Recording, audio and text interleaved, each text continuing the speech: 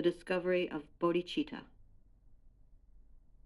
Bodhicitta is a Sanskrit word that means noble or awakened heart. It is said to be present in all beings. Just as butter is inherent in milk and oil is inherent in a sesame seed, this soft spot is inherent in you and me.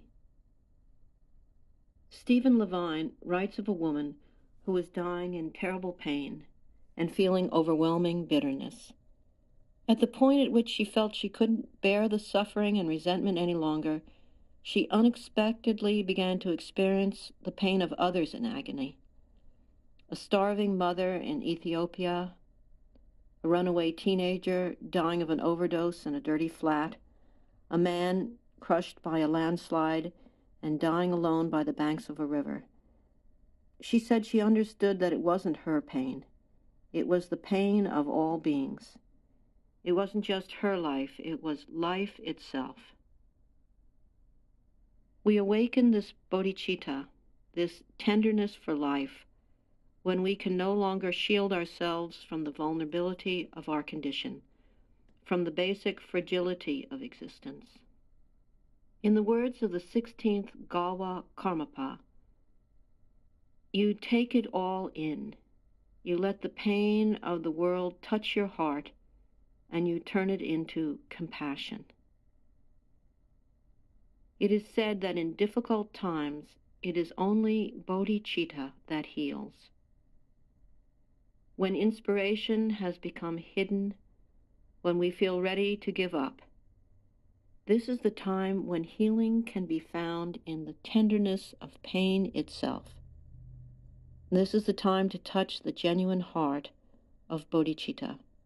In the midst of loneliness, in the midst of fear, in the middle of feeling misunderstood and rejected, is the heartbeat of all things, the genuine heart of sadness.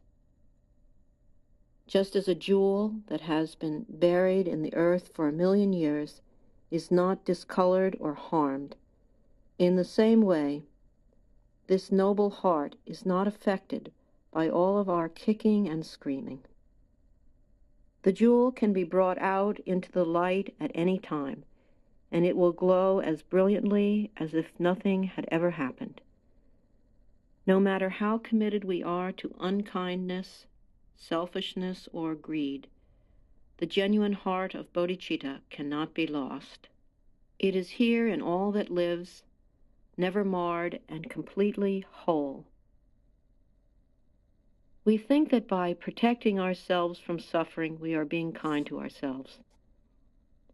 The truth is, we only become more fearful, more hardened, and more alienated. We experience ourselves as being separate from the whole. This separateness becomes like a prison for us, a prison that restricts us to our personal hopes and fears, and to caring only for the people nearest to us. Curiously enough, if we primarily try to shield ourselves from discomfort, we suffer.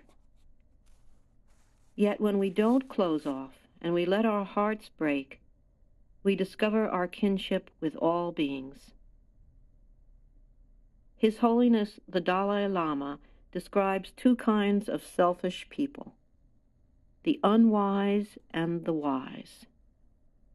Unwise, selfish people think only of themselves, and the result is confusion and pain. Wise, selfish people know that the best thing they can do for themselves is to be there for others. As a result, they experience joy.